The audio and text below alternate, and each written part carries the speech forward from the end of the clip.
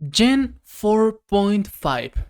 Listen, this is not a topic that everybody thinks about, but we all know something happened back in 2020, 2021.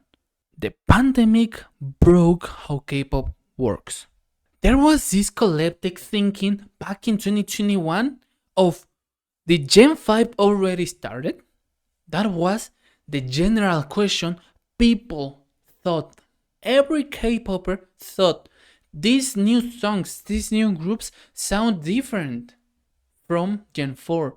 And then groups like ITZY, you listen to their songs and they sound old. ITZY songs by 2021, 2022 sounded old, but they were Gen 4. What happened? The pandemic broke K-pop. And it's not that ITZY failed, for example. It's that the industry changed abruptly with the hard reset that happened on 2020 and 2021. To understand contemporary K-pop, you need to understand Gen 4.5. That's what I call it. Yeah, it's a strange name, but I call it Gen 4.5. Because first, we got all K-pop era. From the 90s to more or less 2014. From 2015 up to 2021, it is what I call the modern K-pop era. If you want to know more about the K-pop eras, make sure to subscribe and leave a comment telling me to explain the K-pop eras. But back once more, 2021 and 2022, old groups, and by old I mean 2019 groups, they felt outdated by 2022. And that's the reason why people began thinking, did we reach Gen 5? No, Gen 5 was reached with prime NewJeans. With the NewJeans late 2022, early 2023 is when Gen 5 started. Post-pandemic, K-pop didn't work the same as early Gen 4. Look at early Gen 4. What was Gen 4 known like? Girl crush, strong group cohesion, loud and sharp performances, and lore and identity. That is what Gen 4 was known for. Groups like ITZY, like Young G Idol, Young Stray Kids, Young 80s, Young NCT, that was the core of Gen 4. They had a Korean first fandom logic, and the music was built absolutely for the stages, not for an algorithm, not for TikTok. Old K-pop, modern K-pop was not built for TikTok. And as I've been saying through all the video, in 2020, everything broke. The industry changed, production logic changed, the consuming habits changed. That was the shift where everyone realized that the global product would be the next big thing. Absolute globalization comes from the pandemic in K-pop because the stages changed for the screens. The group cohesion changed to be group recognition. And early Gen 4, this is the reason why they felt outdated. They were still built for the stages, not for the social media boom we had. They were built for the stages. Take a look at LOONA, take a look at ITZY, take a look at those groups, their early songs. They were built for a live performance. And it stopped being the main aspect of K-pop, the core idea behind everything. The attention spans, of course, were shortened. I know Gen 5 as TikTok Gen because songs are getting shorter and shorter and shorter. It will change in the future, but Gen 5 is optimized for short form. And the visibility mattered more than dominance by 2022.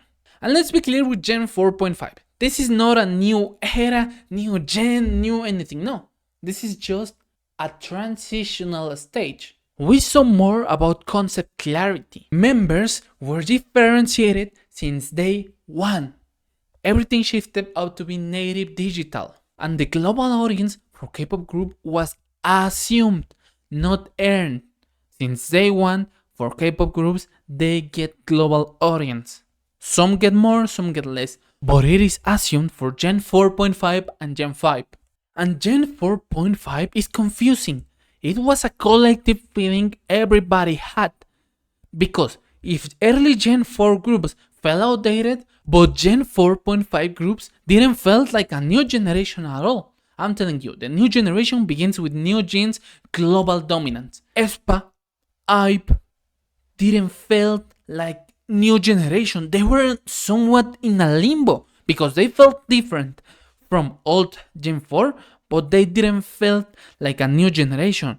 And that feeling, that confusion, that is the evidence for Gen 4.5. And to make it understand easily, the model that people used, that the industry used before 2020 was, how do we create legacy groups? How do we create legendary groups? But by 2020, the question was, how do we gain attention immediately? Nobody can wait. In current K-pop, if you wait, you lose.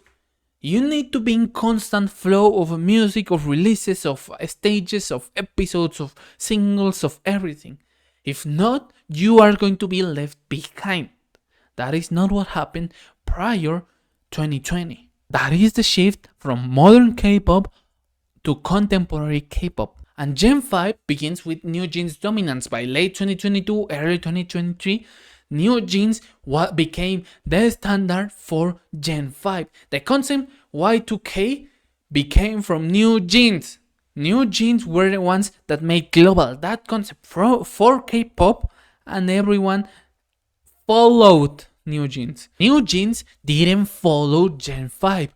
They defined how Gen 5 would work. Less members, minimalism was more visible, and virality was the key for it.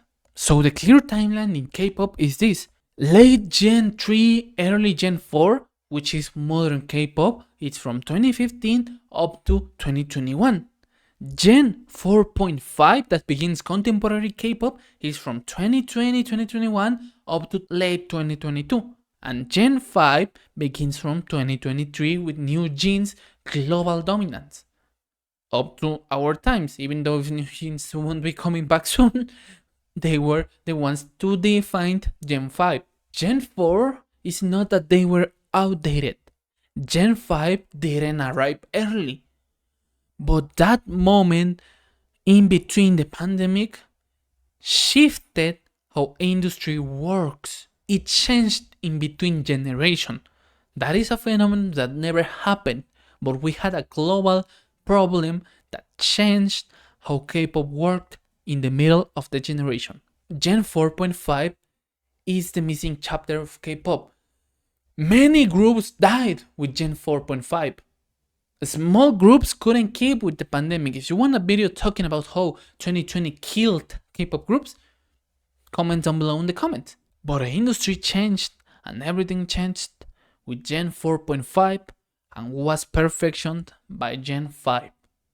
Make sure to leave a like, comment. I upload regularly, so make sure to subscribe if you want to learn more about how K-pop works.